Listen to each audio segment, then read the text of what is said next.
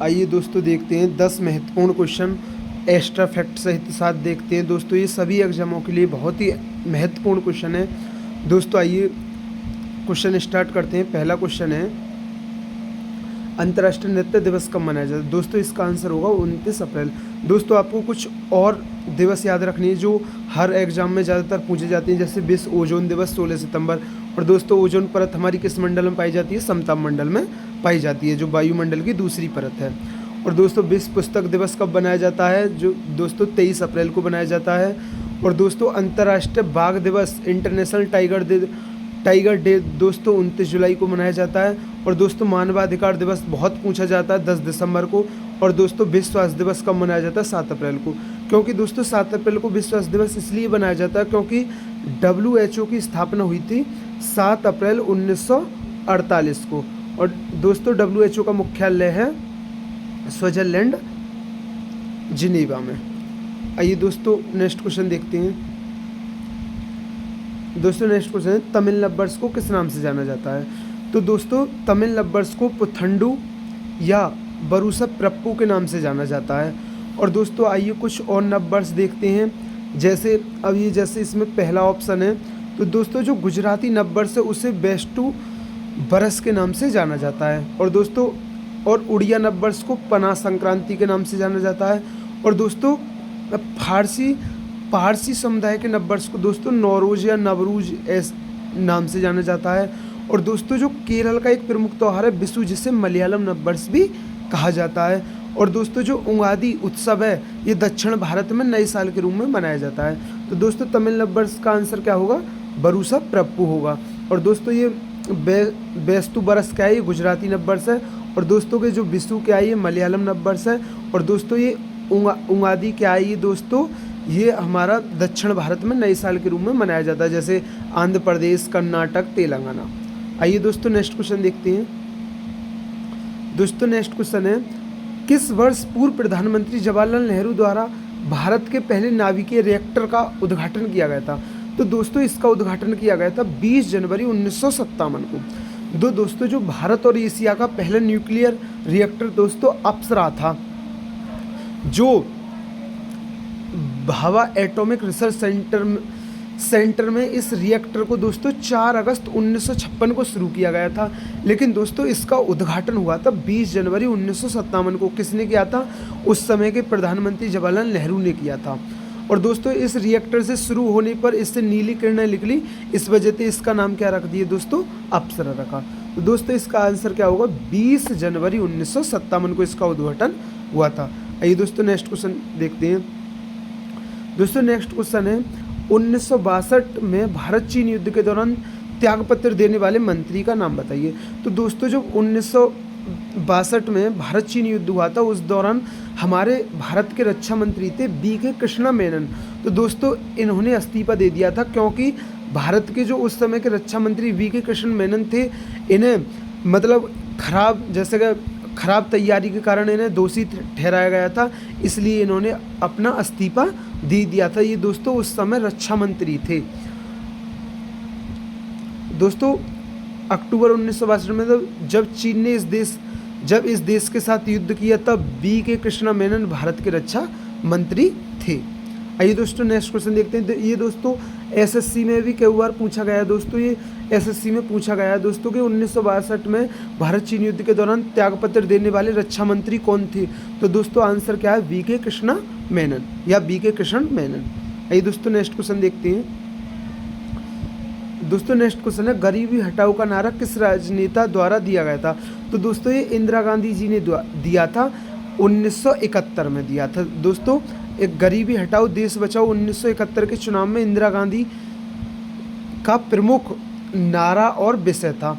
और दोस्तों जो इस नारे का प्रयोग इनके पुत्र राजीव गांधी द्वारा 5वीं पंचवर्षीय योजना में किया गया था। दोस्तों पूछा जाता है गरीबी हटाओ नारे का प्रयोग किस पंचवर्षीय योजना में किया गया?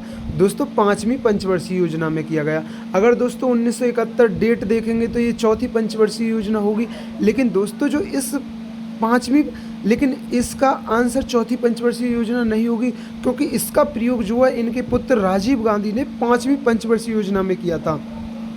अगर नारा तो ये 1971 में दिया था इंदिरा गांधी जी ने, लेकिन इसका जो प्रयोग किया गया था वो 5वीं पंचवर्षीय योजना में किया गया था। 5वीं पंचवर्षीय योजना थी 1974 से 1979 तक। तो दोस्तों ये भी याद रखना। दोस्तों बहुत बार पूछा जाता है गरीबी हटाओ का नारा किस पंचवर्षीय योजना में दिया गया था, तो दोस्तों उसका आंसर होगा 5वीं पंचवर्षीय योजना में दिया गया था। आइए दोस्तों नेक्स्ट क्वेश्चन देखते हैं। दोस्तों नेक्स्ट क्वेश्चन है भारत में जीएसटी कब लागू हुई। तो दोस्तों भारत में जीएसटी लागू हुई थी 1 जुलाई 2017 को। और दोस्तों जो भारत में जीएसटी लागू हुई थी, तो भारत में तो 1 जुलाई 2017 को लागू हुई है, लेकिन दोस्तों भारत से पहले जीएसटी विश्व में सबसे पहले कहाँ लागू हुई थी दोस्तों, ये फ्रांस में लागू हुई थी। कब? 1954 में। और दोस्तों जीएसटी भारत में तो 1 जुलाई 2017 को उस समय के वित्त मंत्री अरुण जेटली द्वारा लागू किया गया था। दोस्तों जो जीएसटी परिषद का गठन है वो 101 में संविधान संशोधन अधिनियम 2016 के दौरान किया गया था। इसमें एक अनुच्छेद जोड़ा गया था 101 में संविधान संशोधन द्वारा, अनुच्छेद 279 है। दोस्तों ये बहुत बार पूछा जाता है जीएसटी परिषद का प्रावधान किस आर्टिकल में है, तो 279A आर्टिकल में दोस्तों जीएसटी परिषद का प्रावधान है। दोस्तों ये बहुत ही इंपॉर्टेंट क्वेश्चन है, जीएसटी परिषद की अध्यक्षता कौन करते हैं। दोस्तों केंद्रीय वित्त मंत्री जीएसटी परिषद की अध्यक्षता करते हैं। और दोस्तों ये जो अनुच्छेद है, जो जीएसटी परिषद से संबंधित अनुच्छेद है 279, ये कब जोड़ा गया था, 101 में संविधान संशोधन अधिनियम 2016 के द्वारा। तो दोस्तों आपको जीएसटी के बारे में इतना याद रखना है, जीएसटी कैसा कर है, एक अप्रत्यक्ष कर है। और दोस्तों जो भारत में कब लागू हुई थी, 1 जुलाई 2017 को लागू हुई थी। आइए दोस्तों नेक्स्ट क्वेश्चन देखते हैं। दोस्तों नेक्स्ट क्वेश्चन है, पहली यात्री रेलवे लाइन बॉम्बे और ठाणे के बीच शुरू हुई थी। दोस्तों ये हुई थी 1853। दोस्तों भारत में 16 अप्रैल को भारतीय रेल परिवहन दिवस मनाया जाता है, क्योंकि दोस्तों भारत में 16 अप्रैल 1853 को भारत में पहली यात्री ट्रेन बॉम्बे और ठाणे के बीच 34 किलोमीटर, लगभग 34 किलोमीटर की दूरी चली थी। और इस रेलगाड़ी में 3 इंजन का प्रयोग किया गया था, साहिब, सुल्तान और सिंध नामक 3 इंजनों का प्रयोग किया गया था। और दोस्तों पूछा जाता है भारत में रेलवे के जनक कौन है। दोस्तों जो ये रेल चली थी जब लॉर्ड डलहौजी का कार्यकाल था, तो दोस्तों लॉर्ड डलहौजी के कार्यकाल में चली थी, इसलिए इन्हें भारतीय रेलवे का जनक कहा जाता है। और दोस्तों पूछा जाता है भारतीय रेल परिवहन दिवस 16 अप्रैल, क्योंकि 16 अप्रैल 1853 को भारत में पहली रेल चली थी। तो दोस्तों ये रखता है। दोस्तों ये भी बहुत बार पूछा गया भारत में मेट्रो ट्रेन कब शुरू हुई थी। दोस्तों ये हुई थी 24 अक्टूबर 1984 को कोलकाता से। दोस्तों कोलकाता भी बहुत बार पूछा जाता है। दोस्तों भारत में पहली मेट्रो ट्रेन शुरू हुई थी 24 अक्टूबर 1984 को। दोस्तों कहाँ से शुरू हुई थी, कोलकाता से। तो दोस्तों ये भी याद रखना है। आइए दोस्तों नेक्स्ट क्वेश्चन देखते हैं। दोस्तों नेक्स्ट क्वेश्चन है, एलिफेंटा गुफाएं कहाँ स्थित हैं। दोस्तों ये घारापुरी द्वीप पे स्थित है। दोस्तों देखो ये घुमाने के लिए क्वेश्चन दिया है। दोस्तों जो एलिफेंटा की गुफाएं वो मुंबई के एलिफेंटा द्वीप पर ही स्थित हैं। एलिफेंटा द्वीप को हम घारापुरी द्वीप के नाम से भी जानते हैं, इसलिए यहाँ एलिफेंटा द्वीप न देकर घारापुरी द्वीप दिया दोस्तों घुमाने के लिए क्वेश्चन। तो दोस्तों जो एलिफेंटा की गुफाएं वो मुंबई के एलिफेंटा द्वीप, जो एलिफेंटा द्वीप है दोस्तों, इसे घारापुरी द्वीप के नाम से भी जाना जाता है। और दोस्तों यह द्वीप अरब सागर के किनारे स्थित है। और दोस्तों जो एलिफेंटा की गुफाएं, यहाँ 7 गुफाएं जो 2 धर्म को संबंधित, जो 2 धर्म के लिए समर्पित हैं। 5 तो इसमें हिंदू धर्म की गुफाएं और 2 दोस्तों बौद्ध धर्म की गुफाएं। और जो दोस्तों जो हिंदू धर्म की गुफाएं वो किस देवता को समर्पित है, भगवान शिव को। दोस्तों जब इसमें हिंदू गुफा 5 हैं और बौद्ध गुफा 2 हैं। तो दोस्तों अगर पूछा जाता है कि एलिफेंटा की गुफाएं किस भगवान को समर्पित हैं, तो दोस्तों भगवान शिव को समर्पित है। दोस्तों ये बहुत बार पूछा गया है, एलिफेंटा की गुफाएं किस भगवान को समर्पित हैं। दोस्तों भगवान शिव को समर्पित हैं। तो दोस्तों इसे याद रखना। और दोस्तों भगवान शिव को समर्पित हैं। और दोस्तों पूछा जाता है एलिफेंटा की गुफाएं यूनेस्को में कब शामिल हुई। तो दोस्तों 1987 में एलिफेंटा की गुफाओं को 1987 में यूनेस्को की विश्व धरोहर स्थल में शामिल किया गया था। दोस्तों पूछा जाता है एलिफेंटा की गुफाओं का निर्माण किन्होंने करवाया था, किन।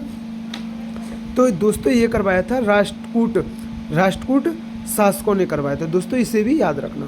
आइए दोस्तों नेक्स्ट क्वेश्चन देखते हैं। दोस्तों नेक्स्ट क्वेश्चन है, 1913 में साहित्य के लिए नोबेल पुरस्कार प्राप्त करने वाले भारतीय का नाम क्या था? दोस्तों ये था रविंद्रनाथ टैगोर जी। और दोस्तों देखो, रविंद्रनाथ टैगोर जी को गीतांजलि पुस्तक के लिए 1913 में साहित्य का नोबेल पुरस्कार मिला था। वह नोबेल पुरस्कार पाने वाले पहले भारतीय थे।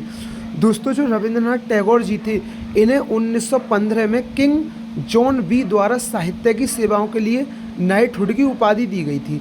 लेकिन दोस्तों रविंद्रनाथ टैगोर जी ने नाइटहुड की उपाधि अपनी जलियांवाला हत्याकांड के कारण 13 अप्रैल 1919 को लौटा दी थी। और दोस्तों और पूछा जाता है दोस्तों कि रविंद्रनाथ टैगोर जी ने नाइटहुड की उपाधि कब बगदाई थी? तो दोस्तों ये बगदाई थी जलियांवाला बाग नरसंहार के कारण। और दोस्तों पूछा जाता है जलियांवाला हत्याकांड किस के कार्यकाल में हुआ था? दोस्तों ये होता लॉर्ड चैम्सफोर्ड के कार्यकाल में। दोस्तों ये बहुत ही इंपॉर्टेंट क्वेश्चन है कि किसके कार्यकाल में हुआ था? लॉर्ड चैम्सफोर्ड के कार्यकाल में। दोस्तों मैं आपको एक दो घटना और बता देता हूँ। जैसे भारतीय राष्ट्रीय कांग्रेस की स्थापना किसके कार्यकाल में हुई थी? लॉर्ड डफरिन के कार्यकाल में। और ये जलियांवाला हत्याकांड किसके कार्यकाल में हुआ था?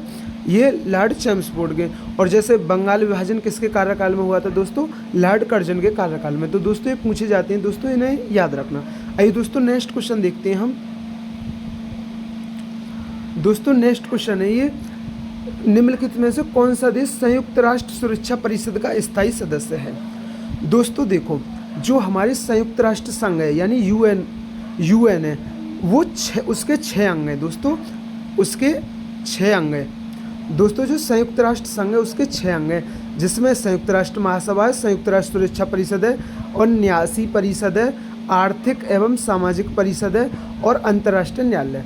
दोस्तों जो इसमें दोस्तों ये न्यासी परिषद है, दोस्तों इसको 1994 में भंग कर दिया गया था। लेकिन दोस्तों अब इसकी संयुक्त राष्ट्र के 6 अंग नहीं है, अब 5 अंग है। जो ये न्यासी परिषद है दोस्तों, जो संयुक्त राष्ट्र न्यासी परिषद है, ये दोस्तों 1994 में भंग कर दी गई थी। दोस्तों ये भी क्वेश्चन पूछा जाता है कि न्यासी परिषद को कब भंग किया गया था? दोस्तों 1994 में भंग किया गया था। दोस्तों ये भी याद रखना है। तो दोस्तों जो दोस्तों संयुक्त राष्ट्र सुरक्षा परिषद है, जो दोस्तों संयुक्त राष्ट्र का अंग है, जो संयुक्त राष्ट्र सुरक्षा परिषद है, तो दोस्तों ये 15 सदस्यों से मिलकर बनी है। इसमें 5 तो दोस्तों हमारे स्थायी हैं, 5 तो दोस्तों और 10 गैर स्थायी हैं, जिनका चुनाव हर 2 वर्ष के लिए होता है। दोस्तों मैं समझाता हूँ। जो संयुक्त राष्ट्र संगठन की स्थापना, दोस्तों पहले संयुक्त राष्ट्र संगठन समझो, अभी मैं संयुक्त राष्ट्र सुरक्षा परिषद को समझाता हूँ। दोस्तों जो संयुक्त राष्ट्र संगठन है, इसकी स्थापना द्वितीय विश्व युद्ध के बाद 24 अक्टूबर 1945 को हुई थी। इसलिए दोस्तों 24 अक्टूबर को संयुक्त राष्ट्र दिवस मनाया जाता है। और दोस्तों संयुक्त राष्ट्र में कितने सदस्य देश हैं? दोस्तों वर्तमान में संयुक्त राष्ट्र के 193 सदस्य देश हैं। और दोस्तों जो 193वें सदस्य देश है वो दक्षिण सूडान है। दोस्तों जो अगर आपसे पूछा जाए कि संयुक्त राष्ट्र का 193वां सदस्य देश कौन सा है, जो जुलाई 2011 में बना था दोस्तों, वो दक्षिण सूडान है। और दोस्तों अब बात करते हैं जो संयुक्त राष्ट्र संघ के 6 अंग हैं, उनमें से एक अंग है संयुक्त राष्ट्र सुरक्षा परिषद। दोस्तों ये 15 सदस्यों से बनी है। दोस्तों जो संयुक्त राष्ट्र सुरक्षा परिषद है, यूएनएससी है, ये 15 सदस्यों से बनी है, जिसमें 5 तो स्थायी सदस्य हैं। दोस्तों पूछा जाता है कि 5 स्थायी सदस्य कौन से हैं? एक तो चीन है, फ्रांस है, रूस है, और ब्रिटेन है, और दोस्तों अमेरिका है। दोस्तों ये बहुत ही इंपॉर्टेंट है। 5 स्थायी सदस्य देश याद रखना, चीन, फ्रांस, रूस, ब्रिटेन और अमेरिका। और जो दोस्तों 10 गैर स्थायी सदस्य हैं, वो संयुक्त राष्ट्र महासभा द्वारा दोस्तों 2 साल के कार्यकाल के लिए चुने जाते हैं। दोस्तों ये भी पूछा जाता है कि संयुक्त राष्ट्र सुरक्षा परिषद में जो गैर स्थायी सदस्य होते हैं 10, वो कै वर्ष के लिए चुने जाते हैं? तो दोस्तों उसका आंसर होगा 2 वर्ष के लिए चुने जाते हैं। और दोस्तों देखो, अब भारत जो है संयुक्त राष्ट्र सुरक्षा परिषद का स्थायी सदस्य तो हत नहीं है, लेकिन दोस्तों भारत जो है संयुक्त राष्ट्र सुरक्षा परिषद का 8 बार गैर स्थायी सदस्य रह चुका है दोस्तों।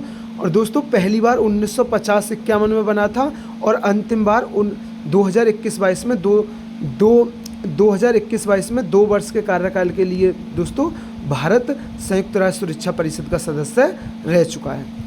तो दोस्तों हमारी वीडियो अच्छी लगी हो तो हमारे चैनल को सब्सक्राइब करें। थैंक यू दोस्तों।